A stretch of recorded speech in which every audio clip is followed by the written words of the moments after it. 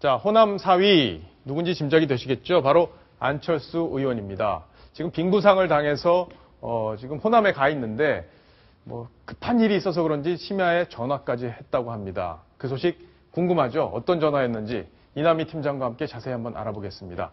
자, 전화 이야기 하기 전에 어제 그 문재인 의원과 안철수 의원이 오랜만에 만났다고 하죠? 맞습니다. 어제 문재인 의원이 오후 4시경에 이제 비행기를 타고 그 여수의 그 안철수 의원의 빙부상 그 장례식장에 방문해서 20분 동안 머물면서 안 의원을 위로했습니다. 두 사람 이렇게 눈맞춤하면서 얘기 나누는 모습 보실 수가 있는데요.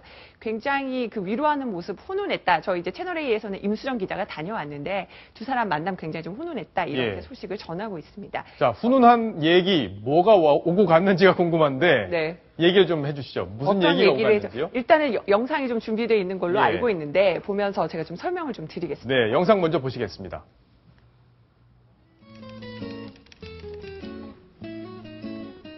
영상이 있었고 영상이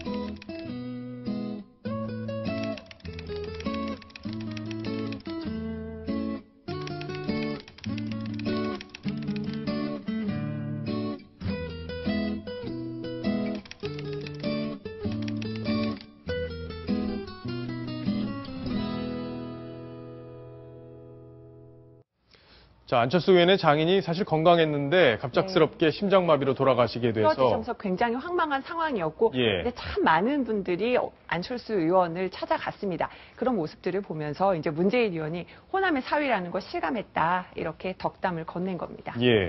예전에도 두 사람이 뭐 대선 후보 단일화 문제를 놓고 굉장히 티격태격했었어요. 그리고 당내 들어와서도 굉장히 각을 세우는 모습이었는데 사실 안철수 대표 체제를 친노에서 많이 흔들었잖아요. 네, 뭐 그런 얘기도 나오는데 사실 저는 두 사람을 비교하면 이제 단일화 때부터 계속 제가 취재를 해왔는데요. 보면은 화성에서 온 남자, 금성에서 온 여자인가요? 그러니까 좀 뭔가 두 사람이 같은 부산 사나이인데 커뮤니케이션이 굉장히 스타일이 좀 다릅니다. 문재인 의원의 경우는 좀 더 무뚝뚝한 경상도 남자에 가깝고요. 안철수 의원은 좀 더 그 커뮤니케이션 스타일에서 굉장히 좀 섬세합니다. 근데 똑같은 얘기를 해도 두 사람이 뭔가 좀 소통이 잘 되지 않는다라는 게 제 개인적인 느낌이었어요. 그래서 그 문재인 의원과 안철수 의원 2012년에 대선 후보 단일화 할 때도 참 그 문재인 의원이 안철수 후보 집을 찾아갔다가 문전박대 당했다 논란이 있었는데 분명히 뭐 안철수 후보 측에서는 우리가 없다고 했는데 왜 찾아왔느냐. 그랬죠. 서로 말이 달라서 늘 좀 그 엇박자를 내기도 했습니다. 또 하나 제가 기억나는 사례. 두 사람이 만나자고 한 것도 말이 달라서 논란이 됐었어요. 2013년도에 제가 기억을 하기에는 2013년도 상황을 좀 설명을 드리겠는데 일단 박정훈 앵커 뒤편에 나와 있는 것들 소주회동 논란에 대해서 좀 소개를 드리겠습니다. 2013년에 이제 6.15 행사가 있었는데 두 사람이 만나서 이제 문재인 의원이 당시에 이제 안철수 의원에게 소주나 한잔 하자고 했다. 이렇게 기자들한테 밝혔습니다. 근데 안철수 의원은 트위터에 이렇게 얘기를 했어요. 문 의원이 소주 회동 제안했다는 건 사실이 아니다. 다음에 따로 만나자 정도의 이야기를 나눴을 뿐이다. 이렇게 얘기했습니다. 근데 보통 술 안 드시니까 아마 소주 안 드시니까 그래요. 제가 그때 속내를 물어봤더니 안 의원은 왜 저기 그 간염이 있어서 술 안 드신다고 했는데 소주 먹는 게 맞느냐 이러면서 누리꾼들이 막 뭐라고 했다고 해요. 그래서 그런 글을 올렸다고 하는데 솔직히 또 남자들끼리는 그냥 만나자는 의미를 그냥 소주 한잔 하자라는 말로 표현하지 않습니까? 또 문재인 의원한테는 제가 직접 물어봤어요. 안철수 의원이 술 못 드시는데요? 했더니 아 그래요? 라고 문재인 의원이 반응을 보이기도 했었거든요. 그러니까 만나자는 얘기 자체도 이렇게 아주 그 별것 아닌 것 부분도 이렇게 좀 그 의사소통에서 삐걱거릴 정도로 두 사람 관계가 됐는데 어제 모습은 굉장히 훈훈했습니다. 야당의 지금 대권 주자, 당내에 있는 대권 주자는 어쨌든 문재인, 안철수 이 가장 굵직한 두 분이잖아요.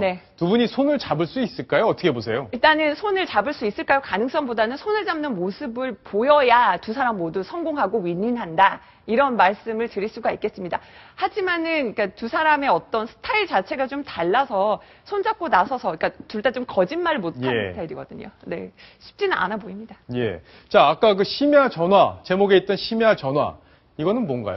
일단 그 안철수 의원이 이제 여수에 많은 인맥이 없는데 갑자기 장인어른이 이제 쓰러지셨다는 얘기를 듣고 황망해서 전화가 올 곳이 없었는데 여수에 당시 밤 10시, 11시 사이였습니다.